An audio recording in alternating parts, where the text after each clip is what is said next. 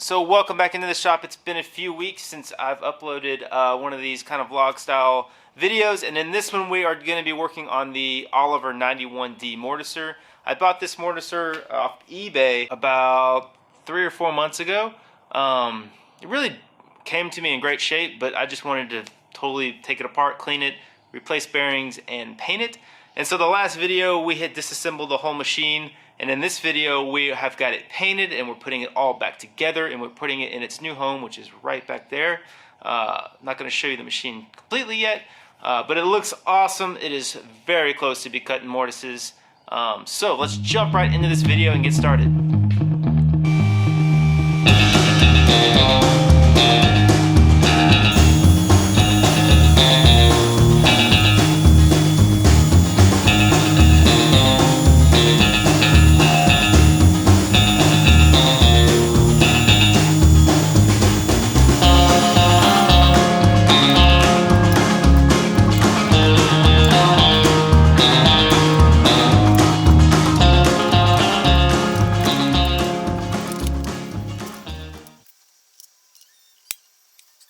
Okay, so this is the arm that I'm putting that together that goes inside the body of the machine.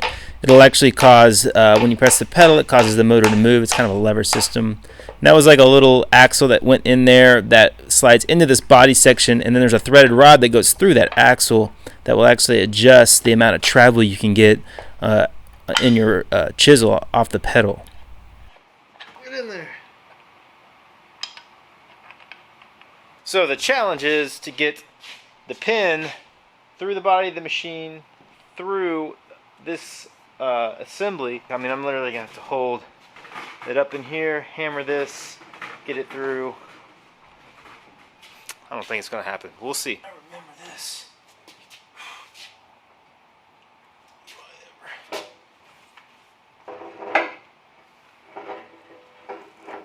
Whatever. This is how I took this out of here. Seems like it's impossible.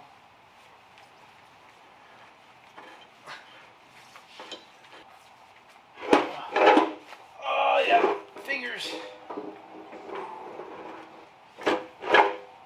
What the heck? Okay. That's it.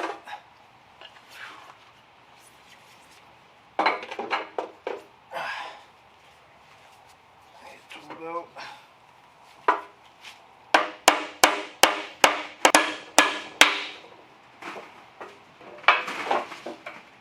Wish you guys could hammer this for me.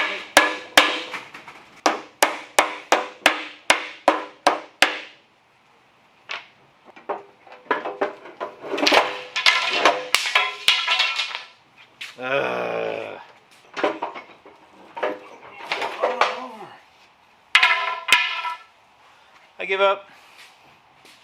Two-man job. So as usual, I walked away in frustration and then came right back to it and figured it all out and then forgot to turn the camera on. Okay, so I got it all in there. It was a little bit of wrestling, a little bit of work, but made it happen. We got a few scuff marks here. Nothing I can't touch up with a touch-up paint. Pretty scratched up in there, but not too worried about that. You'll never see it. So pumped to have that all in. Let's just hope I did it right. We'll find out soon. Next step is to put the spring in. Maybe I should have put the spring in before. Well, we'll find out.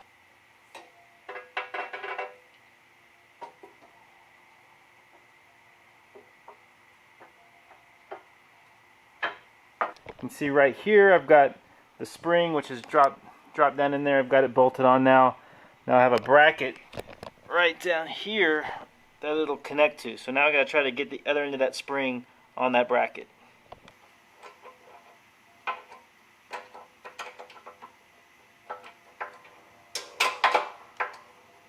Okay, so I was told when I was restoring this from a lot of people who've done these that putting the guts back inside of this machine was going to be really difficult, and up to this point I've kind of been wondering what they were talking about, and I finally figured it out. There's this little pin that goes through this hole and then goes through the hole in the pedal, and getting those two lined up is a challenge. I'm not even close to figuring it out yet. I've got it shimmed up right now, some blocks of wood, which has it has my height right, but it's pushing that whole lever forward, and it needs to come back probably to about here. So I'm going to keep kind of banging around and trying to figure out what I can do to get those two holes to line up.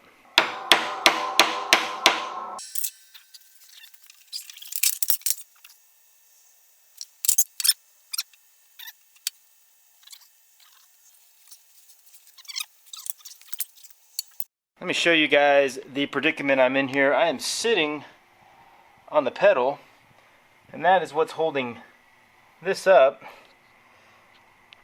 Let me get you a little bit more light. You can see I'm a little off alignment. I've got a block of wood in here. You can see that has shimmed this out. So the pedal is resting on that wood. I just need to slide this arm over, and it looks like I'll be good. The problem is, if I get off the pedal, everything drops.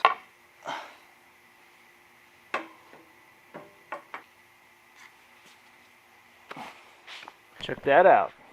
Pretty smart, aren't I? Yeah, I like that. Now I'm gonna go get a crowbar. I'll be right back.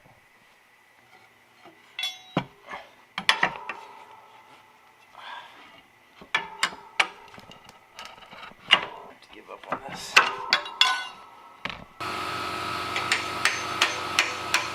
Yes! Yes!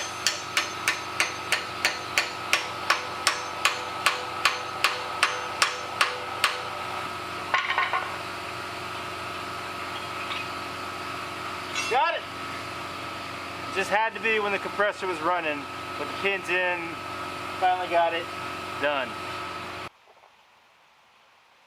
So if you remember on the last video, the motor on this, I actually was talking about getting it rebuilt. I got a quote for that, and it was crazy expensive. It was like $700. So I just decided to replace the bearings and clean it up really well. And I think with that, this thing should run fine. And of course, we'll find out when we get it under power and turn it on.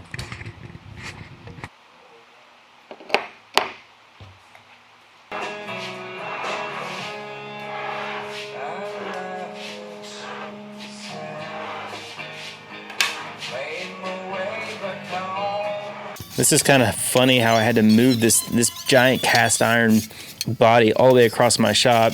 I just used a 2x4 and leverage and just spun it around. It was a really good workout, and it actually took a while to do, but it worked.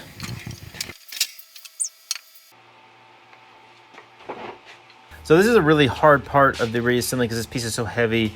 As you can see, I'm putting that threaded rod into a hole in the base of the machine, and then there's a block in there that's shimming it up, and that's lining everything up.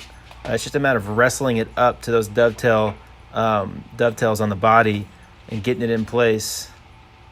Not easy. You can see Mayor there checking out, like, what are you doing, man? And then once I got it lined up, it's just a matter of bolting it, and it was good to go.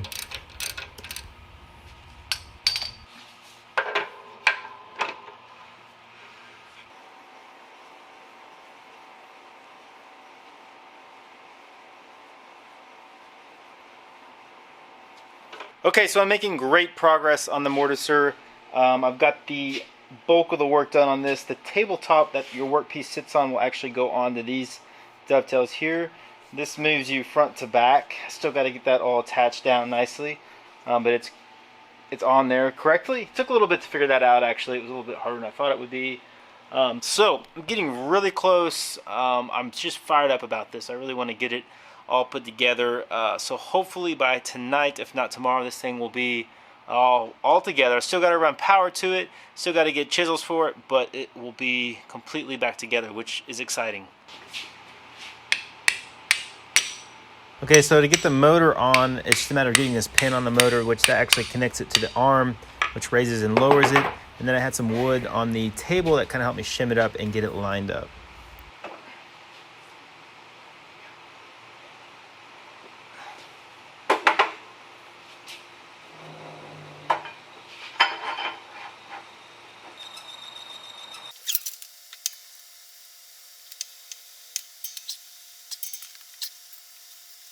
Okay, so I've got the motor mounted. It's still not hooked up to the kind of the guts and the arm here. And the reason is I remember now when I took this apart, I had a hard time getting clearance. And I actually had the mortiser up on a pallet and raised it up so that I could push the pedal down further and get more travel. Let me show you what I'm talking about. You'll notice that black lever coming down. And you see the hole there. That hole is supposed to go through that hole, which is attached to the motor, and that's what makes the motor move. But you can also notice that it's not clearing the frame, so I can't get the pin in. And so if I could push the pedal down, it's on the floor right now, if I could push it down another 4 inches maybe, I could probably get that to travel down far enough to clear. When I first had the machine, I had no idea what was going on here. You notice you have a long, medium, and short, and that corresponds to the amount of travel you get on the cutter, on the actual chisel. And that is adjusted here using the same wrench that adjusts that one down there, this wrench right here. So it's removable, it can slide in here, or I can go in the back and adjust. I didn't realize it when I had the machine at first, and that's why I thought I needed to put it on the pallets to get the travel I needed, but really all I needed to do was adjust it on this part back here to long. And now that I've done that, you can see that my pin easily drops, or my arm easily drops all the way down, so now I can get my pin in. I gotta say, this is a pretty clever idea to put the blocks up and use the table as a way to raise and lower the motor. I think the table can handle it. There's quite a bit of weight to that motor, but it's a pretty beefy table, so I think we're good.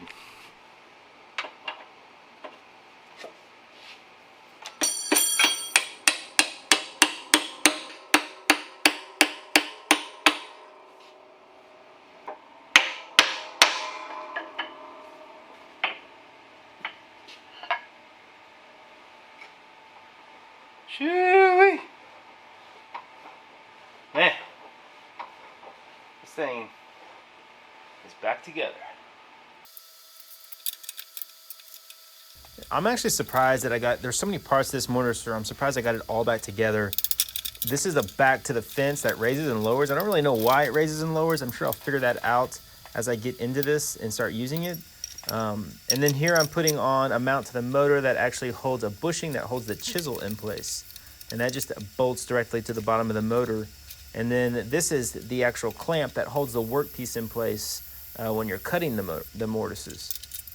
And then these are depth stops, so I can set how far down I want the motor to plunge and do consistent depths on my mortise. Check out this super cool AR brand. Ryan, who used to work for me, I don't know if you guys remember him or not. If you're new to the channel, Ryan used to be an employee here in the shop before I went back to a one-man show. And him and his wife's family is from Pittsburgh, Texas, which is northeast Texas.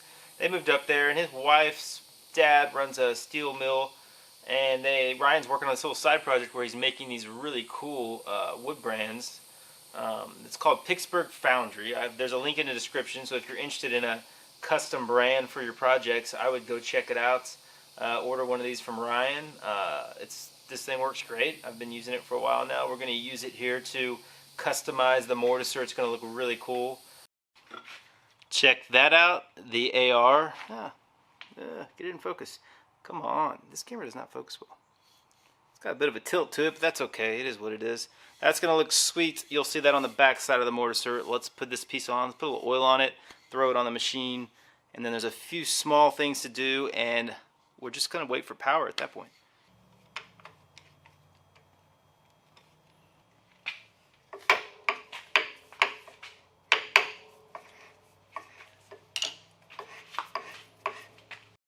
Okay, so that pretty much closes it down for this video. This thing is looking great. It works great. Everything functions so well. I've oiled and greased every point. That's one thing about these old machines is they take a lot of maintenance. There's probably a dozen places where you need to oil it, and then maybe like half that in places you have to grease it. So everything is greased and oiled. Everything works cleanly and smoothly. The only thing I need to do, so you've got a side to side here. This is your clamp. This does your front to back of your table. The only thing I need to do is get my table aligned this way, and then it has a tilt, so I probably need to get that tilt aligned as well. We'll do that in the next video. That winds it all down. I appreciate you guys tuning in. Remember, you can get yourself a hoodie. It helps support me. It helps support my channel. Head over to Bunker Branding to get that.